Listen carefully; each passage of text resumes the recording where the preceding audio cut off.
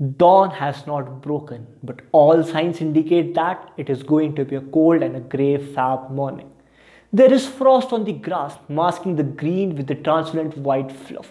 A dense fog still hangs over the slopes of the Teen Thar Ridge, where 10 men of 9 platoon Charlie Company of 1 Rajput, now 4 Guards Battalion, sit guarding picket number 2.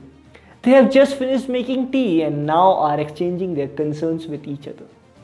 The orders from them had been to defend the picket, which lies on the left shoulder of the Teen Dhar range against an enemy attack. Though it has been peaceful so far, but intelligence reports have repeatedly hinted that Pakistani raiders are out to take Kashmir. And they would be heading for Nowshera and Teen Dhar Falls on the way, which is why these soldiers have been placed there. Every day and night, these soldiers are waiting for the attack, but there has been none. On the morning of 6 Feb 1948, those men are shivering in their trenches in the brutal cold of Kashmir. The 10 men do not know that today is going to be the day. The thousands of raiders have crept up their tiny post in the darkness of night and are just waiting for daybreak to attack. It is dawn and a weak orange sun was slowly lighting up the horizon. Looking into the distance, Naik Yadunath noticed moving specks that appeared to be coming closer. The fog was hampering his vision and he wasn't sure if it was just an illusion of the mind, so he asked the soldier standing beside him.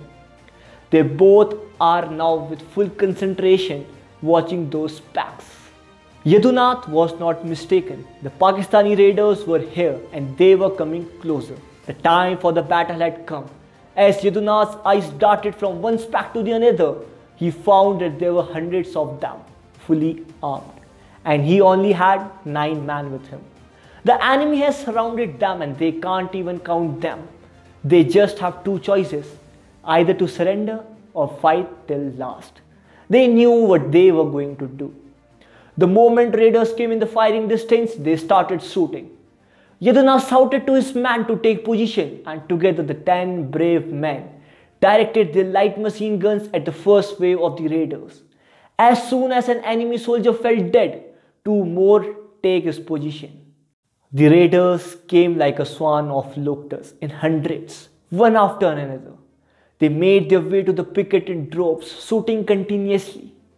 Yadunath and his men started flinging hand grenades at them, but despite that, some of the raiders managed to enter the trenches.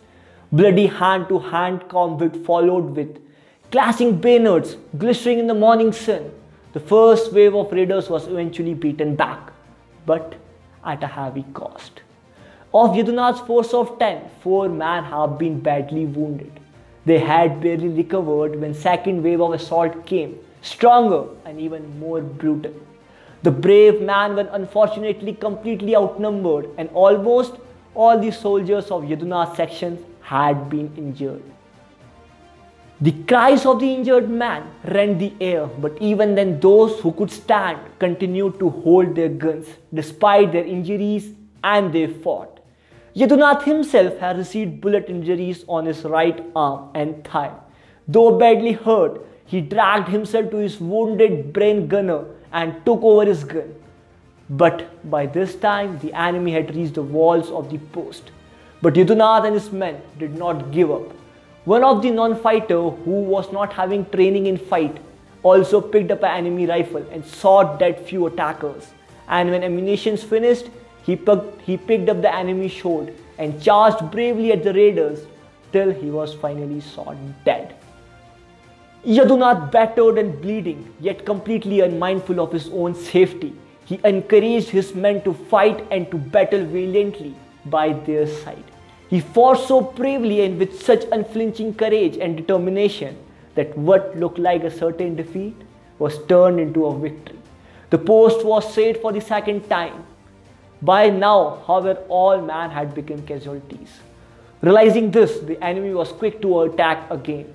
In third attack, Naik Yadunath Singh, now wounded and alone, rose to fight single-handedly. Like a warrior blessed with eternal life, he came out of his trenches, bloody and limping, gun in hand, firing at the enemy, his injured arm dripping blood. He charged, shocked by his man's disregard for personal safety. The surprised enemy fled in disorder. Yadunath was still walking and firing when a bullet came whizzing and lodged in his chest. But he ignored it and continued to fire till another one whipped into his head. His eyes were still open.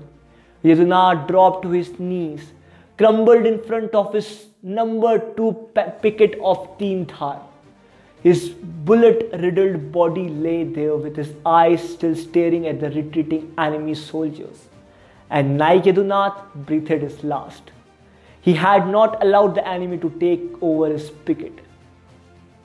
It was later discovered that the Yadunath suffered 8 bullet wounds. During these 3 waves of the attack, there were many other heroes beside him who died fighting that day. They were men who had lived up to the highest tradition of bravery and glory. Late Naik Yadunath Singh was honored posthumously with the highest gallantry award, Paramveer Chakra.